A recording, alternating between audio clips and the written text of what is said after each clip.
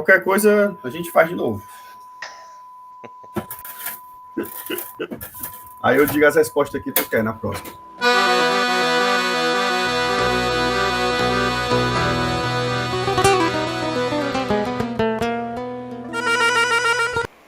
Pastor Diego, seja muito bem-vindo ao Teologia, para mais um episódio do podcast do Tchê. É um prazer tê-lo aqui depois de algumas tentativas frustradas, mas Deus nos concedeu esse tempo para estarmos juntos, conversar sobre intertextualidade, né? Uma mão aí, um braço da hermenêutica para abençoarmos a Igreja de Deus, de Jesus Cristo, abençoarmos os irmãos e também falar de um assunto que eu acho que é pouco falado, é pouco explorado no nosso meio acadêmico, talvez, brasileiro. Eu particularmente escutei sobre isso há uns 2 anos atrás, eu acho, quando foi lançado, se eu não me engano, aquele livro Intertextualidade, da editora Publicações, Bíblica Publicações. Mas é um prazer tê-lo aqui para falar sobre esse assunto, até porque tu foste um daqueles que escreveram no livro ali, indicando eles, então tem aí um conteúdo para nos explicar sobre esse assunto. Então seja muito bem-vindo, que esse tempo seja joia para nós. Obrigado. Realmente é um grande prazer, né, participar, depois de tantas tentativas, realmente. Não sei se eu sou a pessoa mais capacitada para falar sobre isso, mas vamos tentar nos esforçar aqui e espremer o que temos para poder acrescentar, vamos dizer assim, nessa discussão tão importante para a igreja no Brasil. Legal. Para aqueles que estão nos assistindo já há bastante tempo, que nos acompanham desde o início, o nome do canal, Teologia, foi uma ideia do pastor Diego e da esposa dele, Vanessa, quando nós conversávamos sobre a possibilidade de montar um canal e papapá, e eles disseram, não, por que tu não faz teologia? Então, vocês estão conhecendo aí de primeira mão aquele que idealizou o nome do canal, que hoje está aqui. Só depois de 100 episódios eu apareço aqui. Tudo bem, eu louvo a Deus, no tempo de Deus ele vai dando a glória devida, né? Então, mas que barbaridade. Quando tu estiver fazendo muito mais sucesso aí, eu espero ser lembrado ali por você mais uma vez, tá bom? Pode deixar. Vou ficar esperando. No aniversário de 1 milhão de seguidores, a gente convida vocês mais uma vez. Aí vem Vanessa, vem a família toda para compartilhar esse tempo. Mas beleza, okay. Pastor. Se apresente para os nossos ouvintes. Eu acho que, vamos dizer assim, 50% dos nossos ouvintes já conhecem o senhor. Mas se apresente para aqueles que ainda não lhe conhecem, diga um pouco, fale um pouco do seu ministério, como é que Deus tem lhe usado no avanço do reino. Então, meu nome é Diego, né? Sou casado com a Vanessa. Temos 2 filhos aqui, o Noah e a Júlia. Atualmente nós estamos servindo aqui no Rio Grande do Sul, no sul do Brasil, no Vale dos Sinos, plantando igrejas e no treinamento de líderes, né? Nós temos sido diretor do Seminário Bíblico do Sul aqui e um dos professores, e tem sido realmente um grande prazer, né? Nós trabalhamos em Fortaleza, fizemos o nosso bacharel em teologia em Fortaleza, fizemos também o nosso mestrado em teologia sistemática em Fortaleza, pelo seminário Instituto Maranata, né? Então, nós estamos aqui para poder servir e talvez com essa ferramenta aqui, que é a internet, ser uma bênção também para os nossos irmãos, né? Então, basicamente, é isso, né, sobre mim. Joia para o pastor. Bueno, falando sobre o nosso tópico, sobre a intertextualidade. O que exatamente significa intertextualidade? Como é que a gente pode ver essa questão como de fato ela é? Porque alguns falam, mas poucos se exprime o que de fato ela é. Então, o que significa intertextualidade? Bom, se a gente for pensar assim em termos do significado da palavra, né, você busca ali no Google intertextualidade, obviamente que intertextualidade está relacionado com o entrelaçamento de textos. Então, por meio desses entrelaçamentos de textos de autores talvez diferentes, ou mesmo autor, mas em tempos diferentes, você consegue, então, relacionar esses textos e retirar ali uma ideia, uma lógica, um significado, ou um conjunto daquilo que pode significar, que nós chamamos de significância. Agora, quando a gente pensa na intertextualidade, no aspecto hermenêutico, né, no aspecto bíblico, então nós estamos falando aqui de um pressuposto que existe dentro da hermenêutica histórico-gramatical. Então, se a gente pensar na hermenêutica histórico-gramatical, nós vamos ter três pernas, três pilares, três pressupostos importantes. O primeiro, a intenção autoral, a lógica autoral. Deus inspirou homens para fazer o registro daquilo que foi revelado, mas ele preservou naqueles homens o intelecto, a palavra, a comunicação, a sua forma de expressar. Então, cada um, movido pelo Senhor e movido pelo Espírito Santo, conduziu aquilo que Deus revelou e registrou de acordo com a sua lógica, de acordo com a sua intenção, que Deus assim permitiu. Então, é o primeiro pressuposto. O segundo pressuposto envolve o significado, né? Então, é tudo relacionado. O significado do texto, aquilo que o autor quis dizer, mas tudo aquilo que aquele texto poderia dizer, né? Então, obviamente, existe o significado, a verdade do texto, mas existe um campo, né, de aplicações ou de significados, que nós chamamos de significância, que o texto pode também significar, vamos dizer assim.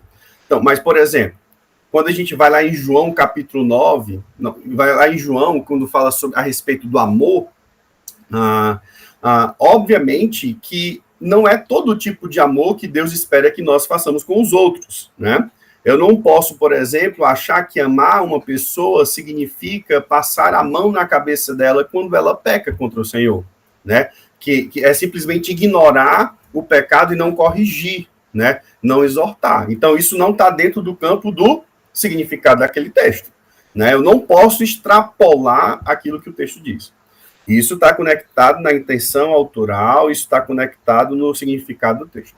E, por último, vem o pressuposto da intertextualidade, né? O fundamento, um dos fundamentos que o autor se utilizou quando registrou a escritura. Quando, por exemplo, os profetas, eles registraram ali, quando eles escreveram, quando eles relacionaram textos do próprio Antigo Testamento para fazer o seu registro. Quando o autor do Novo Testamento, ele se utiliza de vários textos para transmitir a verdade que ele queria.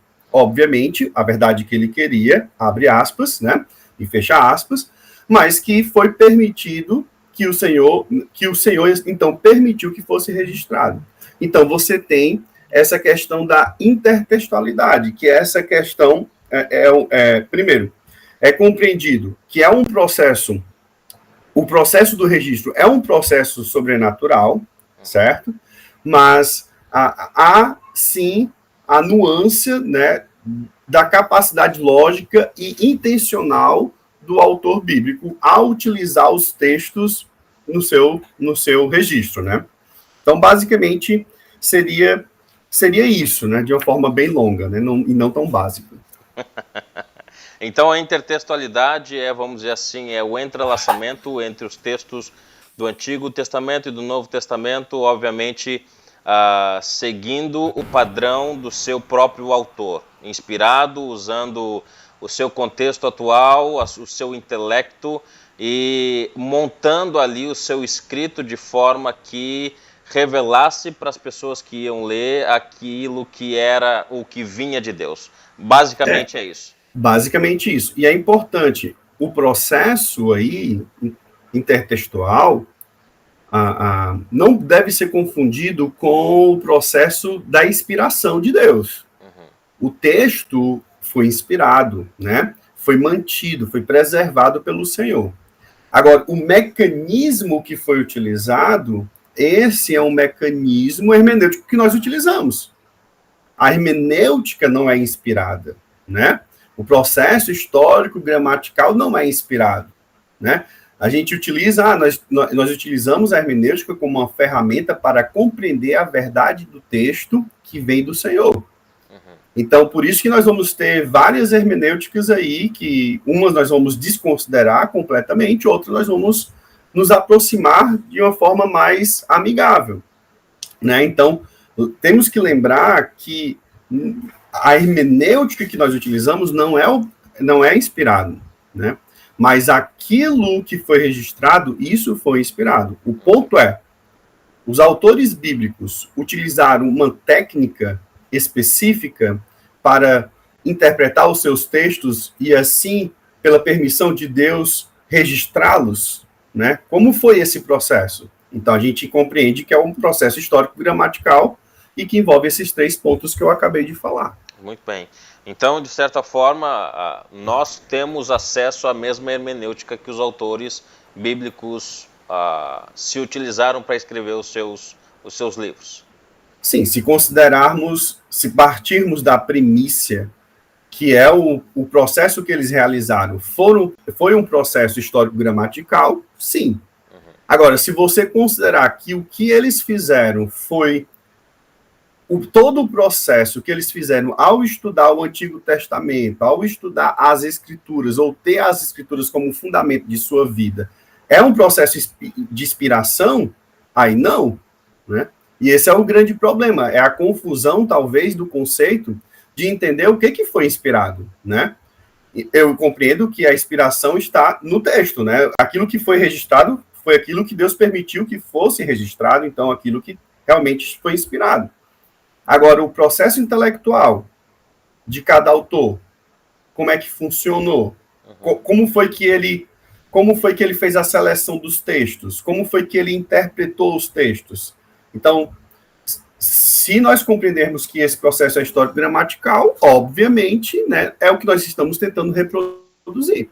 Interessante essa explicação, porque agora estou explicando, me veio à mente Lucas, o início ali de Lucas, né? Se eu posso dizer, o preâmbulo da escrita do Evangelho de Lucas, que ele começa dizendo que pareceu bem a ele também escrever um discurso, uma narrativa coordenada dos fatos, da mesma forma como já tinham feito, para que ele desse melhor informações, vamos dizer assim, para Teófilo, alguém que já tinha crido no Evangelho, para que ele entendesse melhor. Então, pegando a sua explicação, o processo investigativo que ele fez para compor o seu Evangelho não foi inspirado. Foi a técnica que ele usou, a técnica que ele tinha como um historiador, como um médico, como alguém acadêmico, vamos dizer assim, indo em busca de documentos e de pessoas que poderiam ajudá-lo a escrever o seu Evangelho. No entanto, aquilo que ele escreveu, né, utilizando o método, foi inspirado por Deus, certo? Exatamente, é exatamente isso, né? Ele se utilizou do método, mas aquilo que foi escrito, que nós não conseguimos fazer, foi inspirado. Então, essa é a grande confusão, porque as pessoas acham que, por dar continuidade ao processo hermenêutico dos profetas e apóstolos, nós estamos abrindo uma porta para dizer que aquilo que será interpretado será inspirado, e não é isso. A hermenêutica, ela não vem para registrar, ela vem para compreender, né? Então, o ponto é, como eu vou chegar mais próximo da verdade se o autor não está presente? Eu vou utilizar o pilar daquilo que eu tenho chamado de hermenêutica da obediência. Muito bem. Então, só para fecharmos aqui essa primeira questão, inspiração não é um ditado, certo? Não é algo que o Senhor estava dizendo no ouvido do autor e ele estava escrevendo ali. Não. O autor se utilizou de métodos, de ferramentas para escrever o seu livro, e aquilo que ele escreveu foi inspirado por Deus, certo? Foi inspirado, exatamente. Bem. Agora, voltando para a questão da diversidade da literalidade dos livros da Bíblia. A gente sabe que tem poema, que tem narrativa, que tem parábola, que tem todas aquelas questões que envolvem a Bíblia, né? Como é que a intertextualidade ela nos ajuda a entender melhor o contexto todo das escrituras, uma vez que a escritura ela não é um gênero só, ela tem, como eu disse, poema, narrativa, textos apocalípticos. Então, como é que a intertextualidade nos ajuda a compreender todo esse contexto? Bom, ela nos ajudará a compreender o significado do texto. Como? Por quê? Bom, nós sabemos que, pelo método histórico-gramatical, o gênero é importante para compreender a passagem em questão. Então, vamos pensar em Jonas aqui. Especificamente, Jonas é uma narrativa, mas o capítulo 2 especificamente é uma poesia. Há discussões sobre o que significa aquele capítulo 2 em relação à poesia que está ali. Mas é um gênero poético dentro de uma narrativa. Então, sem pensar na parte de intertextualidade, aquele que faz a hermenêutica histórico-gramatical vai compreender que a intenção do autor é diferente naquele momento. Ele quer descrever, ou de forma mais detalhada, ou aquilo que estava no coração, mas ele descreve de forma poética o capítulo 2, né? Então, você vai partindo desses pressupostos para poder compreender a verdade do texto, por que Jonas citou, por que Jonas não continuou a narrativa. O ponto é que, agora no Novo Testamento, Jesus vai citar essa passagem. E ele cita não o capítulo 1, não o capítulo 3, não o capítulo 4 de Jonas, ele cita a parte poética. Então, quais são os significados que Jesus tinha em mente quando ele cita essa passagem? Qual é o contexto, não somente imediato, mas literário, ou de outras passagens ali próximas, por exemplo, porque ali, na passagem do Novo Testamento, ele vai falar sobre a rainha de Sabá, quando vai visitar Salomão, né? Então, qual é o contexto ali? Porque ele está dentro do mesmo corpo. Por que ele está utilizando isso? Então, a intertextualidade vai nos chamar a atenção para não simplesmente achar que aquilo dali é um tipo. E trazer, e aí esse é o meu ponto de vista, né? Eu sei que o seu ponto de vista eu acho que é diferente, mas desculpa. O que acontece geralmente? O cara que vai interpretar tipologicamente, ele vai ver o quê? O que acontece? O Novo Testamento, teoricamente, houve uma revelação há uma progressão na revelação, há mais informações. Jesus, ele vai morrer, ele vai citar isso como um sinal. Então, o que aconteceu com Jonas é que Jonas morreu. Esse seria a ação daqueles que iriam interpretar tipologicamente. A intertextualidade vai te dar a opção de pensar dentro dessa complexidade de textos e da intenção autoral, por que Jesus citou esse texto. E não simplesmente levar uma exegese tipológica, mas textual daquele texto, né? Chegando, talvez, numa conclusão diferente, né?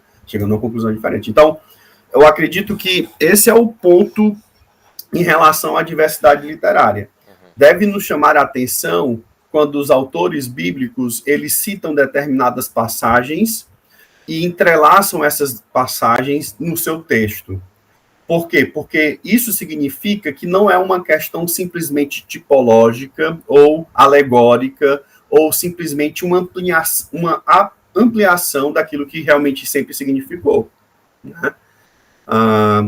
Por exemplo, quando Mateus cita Oséias, né? Oséias 11:1, será que ele cita tipologicamente, né? Oséias capítulo 11:1, né? Ou será que foi textualmente? Né? Como eu estava dizendo para você antes daqui, Mateus, ele está falando sobre o Egito, né? A fuga do Egito. Por que ele não cita Êxodo? Se eu não tenho a ideia da intertextualidade na minha mente, eu não vou pensar nisso. Mas se eu tenho a questão de uma lógica autoral, de uma intenção autoral, então qual é o meu pensamento? Espera aí, tem uma passagem que deixa muito mais claro e evidente a saída do Egito. É Êxodo. por que que o autor cita Oséias? Então, no entendimento daqueles que utilizam o pressuposto da intertextualidade, ele vai compreender o quê? O que que Oséias, quando cita Êxodo, está compreendendo de Êxodo? Ele está falando do segundo Messias, né? Daquele que iria conduzir o povo. Então, Mateus, ele se utiliza da passagem de Oséias para ir exatamente no mesmo nível que Oséias está dizendo. Jesus é aquele, segundo Moisés, aquele que vai conduzir o povo, né? Então, se eu fosse para Êxodo, eu ia estar falando ainda do primeiro Moisés, entende? Então, eu entendo que ali é muito mais textual do que tipológico. Então, vamos dizer que a intertextualidade, ela se utiliza do contexto em que está sendo, em que o autor está escrevendo, do que, vamos dizer, a situação em si. Por exemplo, deixa eu tentar dar um exemplo para ilustrar o que eu acabei de dizer. Nós temos o Salmo de Davi, onde ele cita, Deus meu, por que me desamparaste? Toda aquela questão, está sendo perseguido e ele não vê Deus ali perto dele e tal. Salmo, se eu não me engano, Salmo 22? Agora, eu acredito que sim, não estou lembrado. E aí nós temos lá Jesus na hora da crucificação, quando ele é crucificado. Antes de dizer que estava tudo consumado, ele cita Davi, Deus meu, por que me desamparaste? Ali em Salmo nós temos um poema e ali Jesus se utilizando deste poema para mostrar que Deus estava longe dele. Então, os contextos, tanto de Davi como de Jesus, eles de alguma forma, eles se conectam ou são semelhantes e por isso Jesus cita Davi? Sim, exatamente. É exatamente essa questão. O autor que vai fazer a citação, ele... Haja vista que Jesus, ele não refez o registro. Quem faz o registro é Mateus. É Mateus. Não é Mateus, não. Enfim, é um dos o evangelista, né? Ele que vai fazer o registro, né? Jesus, ele cita. Ali é algo do entendimento da seleção de Jesus para o texto. Então, quem registrou foi ele. O ponto é, Jesus, ao citar este salmo, qual era a intenção dele? O que tinha em mente? Era simplesmente uma tipologia, né? Ou estava envolvendo aspectos contextuais? Então, eu não estou trazendo informações de Jesus na cruz, necessariamente, para compreender o Salmo de Davi. Mas eu estou utilizando da complexidade desse entrelaçado de textos para compreender o que aquele autor queria dizer quando faz aquela citação, né? Então, essa é a dificuldade, talvez, e é realmente complexo, não é tão fácil compreender o entrelaçamento dos textos, porque é muito difícil você compreender realmente todo o contexto literário. É muito difícil você chegar em todo o pano de fundo daquele texto. Mas, né, a gente começa a perceber que isso essa é uma ferramenta muito importante para a gente não falar aquilo que o texto não está dizendo. Né? Não falar aquilo que o texto está dizendo. Bem, e quanto a exemplos, né? Tu já deu aqui alguns exemplos, como de Mateus se utilizando de Oséias ao invés de Êxodo. Acabamos de falar de Jesus citando Davi no Salmo 22. Há mais exemplos que a gente pode olhar e ponderar um pouco aqui e ver os exemplos específicos que nós temos, por exemplo, no Novo Testamento, o Antigo Testamento, e como é que a intertextualidade nos ajuda a entender melhor o texto. Por exemplo, tem um texto que se fala uma coisa, mas não é isso que está falando. A intertextualidade nos ajuda a compreender que é um outro sentido que o texto está dizendo, que o autor está querendo nos passar. Talvez eu lembre aqui de Isaías capítulo 7, ou Isaías 7, 8, 9 ali, o nascimento da virgem, né? Ou nascimento da virgem, não. a profecia da Virgem, né? É um texto também que é citado pelo Novo Testamento a respeito do Messias, né? E geralmente as pessoas elas são rápidas a dizer que ali, pronto, é um tipo, né? Ali está falando do tipo que Isaías está falando ali para o rei Acaz, é sobre Jesus especificamente, pronto, e não tem, às vezes nem se esquece de todo o resto do texto, né? De todo o contexto. Esquece que Acaz recusou, que Acaz continuou sendo rebelde, né? E que por causa disso, por exemplo, Isaías capítulo 9, né? No final do capítulo 8, Isaías, no final do capítulo 8, se eu não me engano, Deus vai mostrar o que vai acontecer com Israel, mas vai haver uma solução, que aí vai ser dito em Isaías capítulo 9, que é o príncipe da paz, né, que vai nascer e tal, etc. Sim. Então, ali é um texto clássico. Então, constantemente, nós somos acostumados a interpretar tipologicamente o texto, esquecemos das próprias verdades ali do texto. Não significa, muitas vezes, que o que vai ser falado não é aquilo, não é uma verdade, mas não está no texto. Não está. Né? Então, eu preciso considerar. Então, considerando Isaías capítulo 7, eu acho que é o 7, né? Fala do rei Acaz. Se não é o 7, é o 6. Se não é o 6, é o 8. Mas é um desses. Então, Acaz vai ser bombardeado por inimigos, né? Ele não é um rei tão bom, mas Deus manda Isaías para profetizar, para dizer, olha, peça um sinal, qualquer um que seja. Qualquer sinal que 7, seja. 8 e 9. Exatamente. E aí ele não pede o sinal, mas mesmo assim Deus dá o sinal, provavelmente filho de Isaías, que nasce ali depois, no capítulo 8, mas mesmo assim o rei Acaz ele se mantém rebelde contra o Senhor, né? E o juízo do Senhor vem contra Israel, não por quem eles achavam que viriam, né? Vem pela Síria, mas aí depois Deus vai mandar, vai dizer que vai haver a esperança. Então, o texto está falando sobre Jesus, o texto está falando sobre o Messias, mas a abordagem que é dada a ela geralmente é diferente. Né? É equivocada, vamos dizer assim, na minha opinião, né? Porque se faz um mau uso da intertextualidade do texto, da citação do texto. Né? Então, talvez Ruth, talvez ali em questão de Boaz, o resgatador, geralmente pensa que Boaz é o quê? É um tipo de Jesus. É o tipo de Cristo, né? Mas as pessoas não entendem a complexidade, apesar que agora eu não estou lembrando se Ruth é citada no Novo Testamento. Boaz é citado no Novo Testamento? Boaz é citado. Eu acho que é na genealogia de Lucas. Mas só na genealogia ali, sim, né? Não há uma citação, não posso nem citar esse exemplo, porque não há uma citação, não há uso do texto do livro de Ruth, né? Então, não dá para fazer desse texto especificamente. Mas, geralmente, o que você vai notar são estes exemplos. São questões de novo, citando antigo, mas a grande dificuldade e o ponto mais importante nós podemos reproduzir esse tipo de hermenêutica, né? Nós podemos se utilizar desse mesmo tipo de hermenêutica que os profetas faziam, que os apóstolos faziam e que Jesus fazia?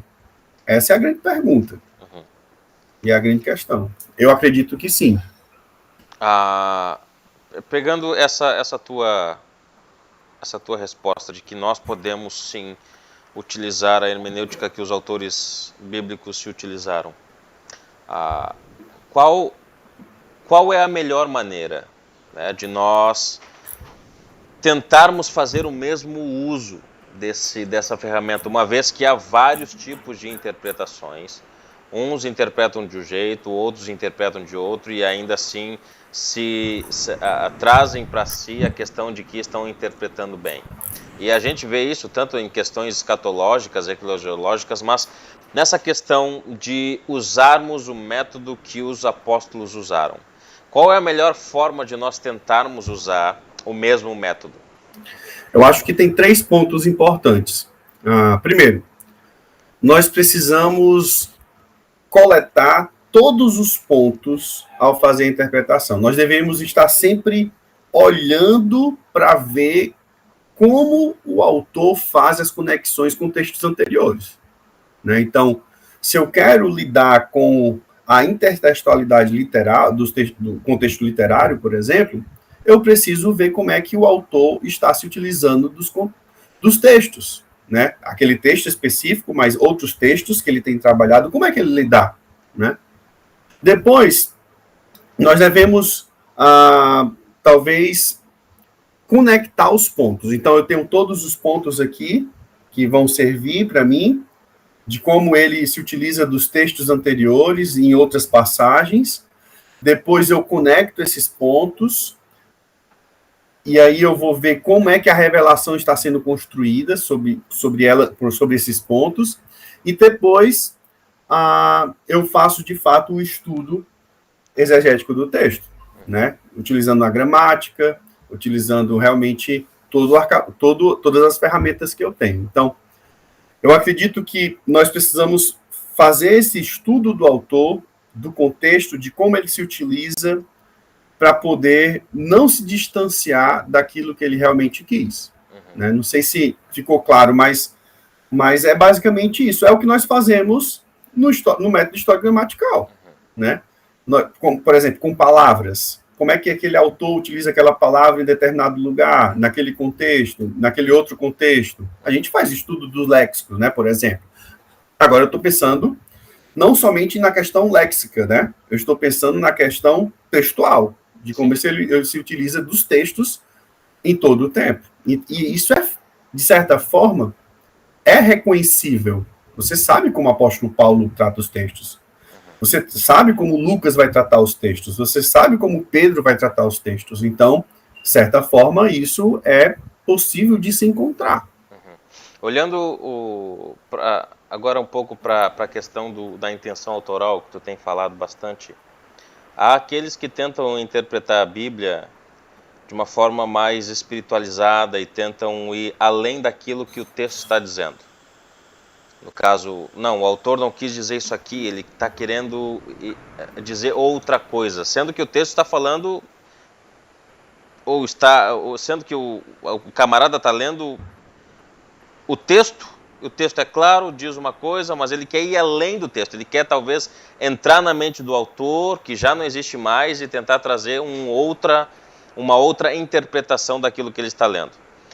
A intenção do autor, a intenção autoral, ela é aquilo que o escritor escreveu, é ali que nós lemos claramente, ou há algo a mais que nós conseguimos retirar do texto, algo que não está no texto, mas que talvez o autor tenha deixado nas entrelinhas que aquilo ali não seja o que está ali?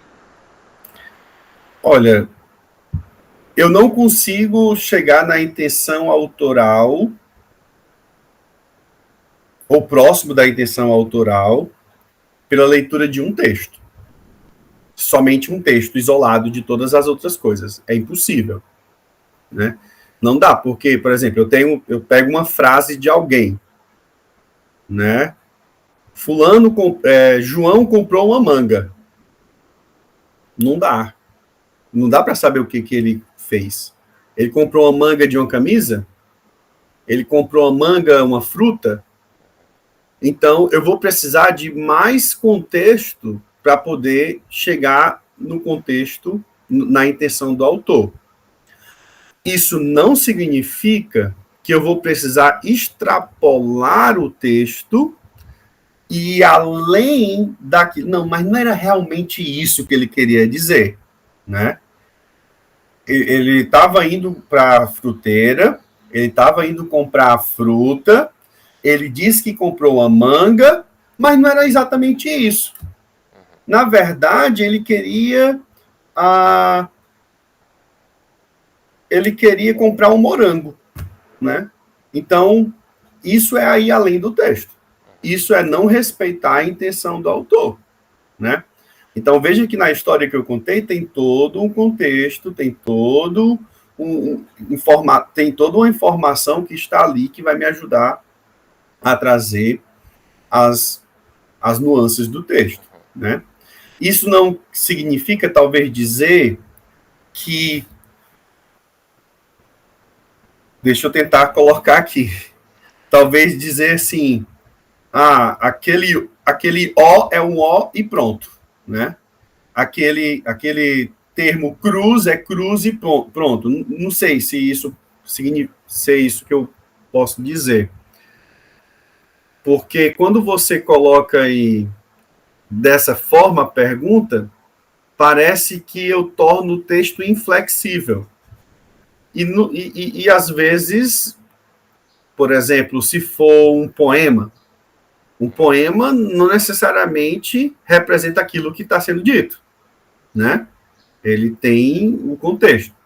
Outro exemplo, parábolas. As parábolas têm informações que não estão naquelas palavras, né? Então não é tão simples preto no branco dizer assim, intenção autoral é aquilo que está escrito e pronto. Perfeito. Né? Tu tocaste uma coisa importante agora. Eu fiz essa pergunta exatamente para tentar extrair essa questão, porque nós falamos no início que a Bíblia era composta por gêneros. Tem narrativa, tem poema, tem outros tipos de... E nem todos eles serão interpretados da mesma forma, como, por exemplo, alguns interpretam Jonas capítulo 2 como algo que não é um poema, ou totalmente um poema. Outros já acreditam e interpretam Jonas 2 como um poema, e por isso dizem que Jonas não morreu. Há outros textos que as pessoas tentam... e aqui eu quero colocar uma questão, por exemplo, os terraplanistas, quando leem alguns textos onde o texto está dizendo que o Senhor está acima da cúpula da terra e ele está sentado sobre a redondez da terra, os terraplanistas entendem que aquilo ali está dizendo que a terra é plana. Só que a forma como se interpreta aquilo ali, a forma como eles estão interpretando é errada. Como nós vimos até, acho que foi o ano passado, estávamos numa conferência juntos, o preletor do dia, ele explicou que é uma forma poética com a qual o autor está escrevendo aquele texto. Então, nem sempre nós vamos utilizar, vamos dizer assim, vamos dizer que o texto ele é engessado e está dizendo aquilo que está ali. É importante entender a questão do contexto que tu disseste, o contexto maior, mas também é importante entender o gênero literário. E aqui entra a próxima pergunta, que não está aqui no roteiro, mas qual é a importância de nós entendermos e estudarmos acerca do gênero literário? Olha, não afirmar coisas como terraplanistas afirmam. O grande problema do terraplanista é porque ele não entende de hermenêutica, né? Ele não é... Talvez, vamos dar um crédito. Eles entendem muito de ciência, mas não entendem de hermenêutica. Ele não entende do discurso, né? Ele não entende das nuances que um texto pode ter, né? Acaba sendo uma criança, se você pegar um doutor em hermenêutica, rapaz, esses caras são umas crianças, porque eles estão lendo um texto como o meu filho de 4 anos lê. Assim, sendo bem legais com cada um desses caras, né? Respeito aí cada um, mas infelizmente. Então, bom, como eu estou dizendo, o fundamento de tudo que nós estamos conversando aqui. Se a minha hermenêutica histórico-gramatical é fundamentada em 3 pontos importantes, que é a intenção, o significado, a significância e o uso da intertextualidade para poder compreender o texto dentro do seu contexto, o gênero é muito importante porque ele vai me dizer exatamente as nuances do texto. Ele vai me ajudar a compreender de fato aquilo que o cara está querendo escrever. Imagina que eu estou lendo uma carta de amor, né? E aí eu encontro... Não estou lendo, não. Imagina que eu escrevo uma carta de amor para minha esposa, e aí ela é soterrada, e as pessoas encontram...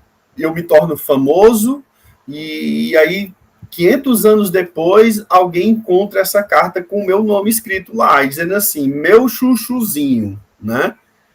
Você, para mim, é como um chuchu.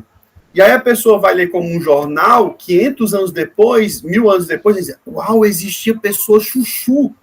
Como é que pode, né? Então, olha só a teoria que vai se surgir porque não compreende que aquilo ali é uma carta, né? Que é uma poesia. Então, da mesma forma, se eu estou me utilizando da intertextualidade, do contexto, da interpretação textual, e eu não considero o gênero, eu vou chegar a conclusões bizarras sobre o texto que não fazem sentido nenhum, nem naquela época, nem na nossa época. Só faz sentido para quem está interpretando. E aí vai gerar alegoria. Porque aí eu vou falar aquilo que eu quero achar que é melhor, que é mais espiritual, que Jesus me revelou e etc. E que, na verdade, não é a intenção do autor. E não é a intenção do autor. Exatamente. Se distancia da intenção do autor. Perfeito. E aí, como lidar com essa questão, pastor? Vamos tentar jogar agora para os cristãos normais da igreja, o irmão que está lá querendo estudar, querendo se aprofundar na Bíblia, não é um teólogo, não é um pastor, mas é uma pessoa que quer se aprofundar, é uma pessoa que é fiel à palavra do Senhor. Qual é a importância, né, talvez de uma forma mais simples, para eles entenderem a questão da intertextualidade? Como é que ela pode ser aplicada na vida cristã? Eu acredito que é assim, ó. Se nós queremos falar para irmãos das nossas igrejas, a gente precisa trabalhar com o básico. Primeiro eles têm que ler a Bíblia, né? Mas, dentro do contexto de como estudar a Bíblia, eu acho que três pontos são importantes antes de chegarmos na questão de intertextualidade. Porque, se nós fazermos esses 3 pontos que eu vou falar agora, isso explicando para um irmão da igreja que não está no seminário, não está buscando crescer academicamente, vamos dizer assim, ele já, se ele faz isso seriamente, na sua simplicidade, ele vai naturalmente se utilizar disso, que é fazer a observação, a interpretação e a aplicação. É aquilo que eu chamo de lá no Ceará, olha, né? E lá tem o olha, é isso aí, que é a abreviação para olha, né? Para olhar. Então, olha, cara, eu preciso ensinar para eles que eles precisam observar bem. Dentro da observação, ele vai ver a questão de gêneros, né?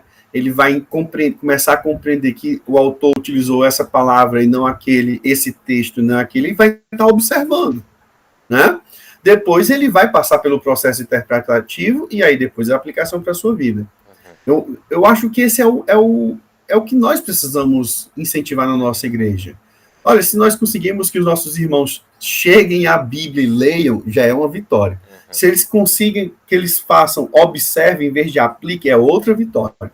Se eles chegam na interpretação, meu irmão, aí você tem que dar glórias a Deus 3 vezes, né? Que é um para o Pai, um para o Filho, um para o Espírito Santo, né?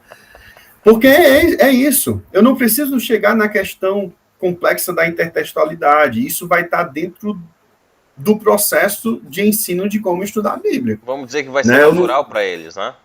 É natural, porque ele vai fazer as observações corretas, que é o que está faltando, né? Perfeito. Pastor, partindo quase para o final aqui, ainda temos 2 perguntas.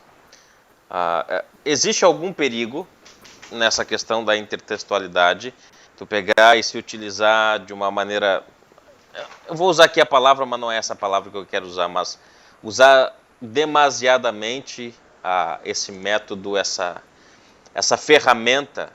Existe algum perigo, algum obstáculo que a gente deve tomar cuidado para não fazer errado, ou para não olhar um texto e divagar naquele texto de forma que não conseguimos entender e aí acabamos por deixar de fazer aquilo ali? Quais os perigos que o senhor acha que existe nessa ferramenta? O perigo é você achar que só existe a intertextualidade, desconsiderar os textos que são claramente tipológicos, né? Você racionalizar ao ponto de você não conseguir, de fato, caminhar pelo texto de forma natural, achar que sempre tem uma intenção a mais, achar que não, mas isso tem que ser por isso ou por aquilo outro. Esses são perigos, né? Obviamente. É você desconsiderar todo o resto, achando que só essa parte é suficiente para o todo. Não, a intertextualidade faz parte do processo, não é o todo, né? Você tem muita coisa antes de chegar na intertextualidade, muita coisa mesmo, né? Então, eu acho que o principal perigo seria esse, é você se afastar da verdade, achando muitas vezes que é necessário ter a intertextualidade do texto para que possa interpretar. Às vezes vai ter textos que não vão ter, né? Perfeito, muito bem. Agora, sobre conselhos, sobre sugestões. Por exemplo, tem gente querendo estudar mais, tem gente querendo se aprofundar na questão hermenêutica, tem gente querendo, né, se aprofundar academicamente no assunto. Quais os seus conselhos para se aprofundar, para ter uma melhor compreensão sobre a intertextualidade entre os testamentos? Bom, a primeira coisa é ler a Bíblia, muito, né? É preciso ler, compreender, ler de novo, ler mais uma vez. E quando você achar que ainda já está muito, aí lê mais umas 10 vezes. Porque é na medida que você se relaciona com o texto, que ele entra na sua mente, é que você vai conseguir perceber o que está acontecendo.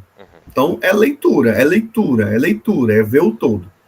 Então, esse é o aspecto prático, demorado e mais difícil. Porque esse é o mais difícil. Segundo, é procurar literaturas que possam lhe ajudar a compreender o pressuposto, né? Por exemplo, tem o livro do Abner Chao, né? Que é um dos caras que tem expandido isso aí em relação a esse pressuposto, principalmente para combater hermenêutica cristocêntrica, por exemplo. Então, são livros que vão te ajudar, livros hermenêuticos que vão lhe ajudar a compreender o processo histórico-gramatical e o pressuposto, né, obviamente, da intertextualidade. Então, literatura técnica, né? Para quê? Para que você possa compreender, isso aqui é intertextualidade, isso aqui não é, isso aqui é tipologia, isso aqui é uma forma, isso aqui não é. Então, acredito que esses dois conselhos são fundamentais. Certo. Eu preciso ler a Bíblia e eu preciso procurar a parte técnica, pessoas que já estão estudando há mais tempo sobre isso, para poder você absorver aquilo que precisa e desprezar aquilo que não precisa, né? Certo. Na sua experiência, pastor, o senhor já tem alguns anos aí, tanto como pastor, na academia e como professor, quanto o senhor acha que de importância que atualmente estão se dando ou está se dando a esse tema, talvez importante no meio teológico? Cortou aqui um pouco no final. E agora? Tá me escutando? Tô. Tá. Vou refazer a pergunta. Nesses anos de experiência que tu tens de pastorado como professor na academia, quanto de importância o senhor acha que está se dando hoje para esse tipo de assunto, para, em específico, a hermenêutica e para a intertextualidade bíblica? Olha, eu vou dizer, eu não sei mensurar ao certo, mas eu sei que a cada dia nós temos visto um crescimento exacerbado dentro da academia em busca de um conhecimento maior a respeito da hermenêutica. Isso é verdade.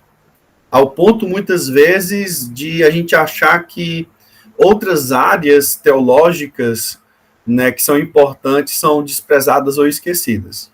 Então, tem crescido muito a parte acadêmica. O que nós não podemos esquecer é que a parte acadêmica deve estar sempre atrelada à prática da nossa vida, né? A nossa vida não se resume aos livros e à palavra de Deus. Então, há um crescimento muito grande. E isso é muito importante. Por quê? Hoje nós estamos aqui conversando no podcast. E existe milhares de podcasts. Existe Instagram e por diversas plataformas de comunicação. E tem muita gente ensinando aquilo que não vem das Escrituras. Então, é importante o processo hermenêutico? É importante. Disseminar a hermenêutica, o estudo da palavra de Deus, é extremamente importante. Por quê? Porque nós temos uma demanda muito maior do que antigamente, porque a forma de comunicar é extremamente rápida. Né? Então, por isso, é muito importante. Sobre a intertextualidade, isso tem sido um pouco mais recente. Eu, pelo menos, ouvi falar de intertextualidade, apesar de ser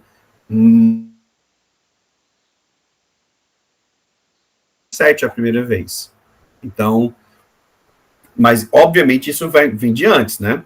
Mas eu ouvi em 2017. Então, 2017 para cá já são 7 anos, né? São 7 anos, pelo menos. Então, é mais recente, né? Utilizar esse pressuposto. Isso não quer dizer que ele nunca existiu, ou melhor, que ele sempre... Isso não quer dizer que ele não, sempre não existiu, né? Não quer dizer isso. Só que é a ênfase que tem sido dada maior nesse momento, de 7 anos para cá, de 10 anos para cá, tem sido a intertextualidade. Muito bem. Se você quiser se aprofundar mais no assunto, eu vou deixar aqui na descrição o site de uma publicadora, Publicações Bíblica, ou Bíblica Publicadoras, que tem um livro sobre intertextualidade, o livro ao qual o pastor Diego tem lá uma participação. Lá você também vai encontrar este livro aqui, Validade na Interpretação, a questão da uma defesa à intenção autoral, tu vai encontrar esse texto aqui. Muito e como o senhor diz, tem sido, eu acho que mais agora, são assuntos que estão sendo mais explorados. Eu não tenho visto muito ainda alarde sobre esses assuntos, mas aos pouquinhos nós estamos ouvindo sobre. E eu acho que é importante falarmos sobre isso, né? É importante falarmos sobre intertextualidade, que eu acho que a maioria dos cristãos não sabe o que é isso, não sabem que cargas d'água é sobre a intertextualidade ou intenção autoral, também pouco menos.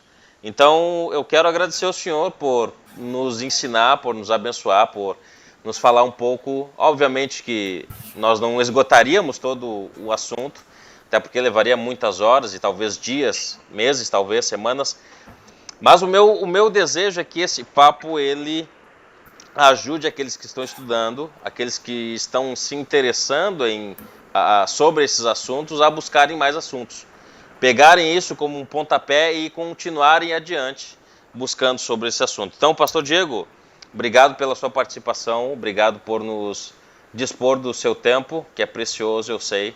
O senhor é bastante ocupado, então eu quero agradecer por nos dar esse tempo, por disponibilizar essa hora e pouco, para conversar sobre a intertextualidade bíblica. E o meu desejo é que esse assunto chegue o mais longe possível e que as pessoas se usem desse conteúdo que fizemos aqui para continuarem estudando. O meu desejo também é que Deus continue abençoando o seu ministério em Dois Irmãos, continue dando crescimento à igreja que o Senhor está plantando aí em Dois Irmãos, e que abençoe a sua família, que eles permaneçam, que Deus permaneça preservando vocês nessa lida, e que também as pessoas continuem sendo abençoadas pelo ministério de vocês. Amém, pastor, muito obrigado, foi uma bênção. Como eu disse, não sou talvez a pessoa mais capacitada, mas sou aquele que deu o nome do canal, então eu merecia estar aqui, né? Mas espero que a gente consiga alcançar as pessoas aí e que Deus abençoe esse ministério, né, para que mais pessoas possam receber conteúdos relevantes para sua bênção e para a glória de Deus. Amém, amém. Pastor Diego, um forte abraço, um abraço para a família e até daqui a pouco. Nos vemos, se Deus assim permitir. Até daqui a pouco. Valeu.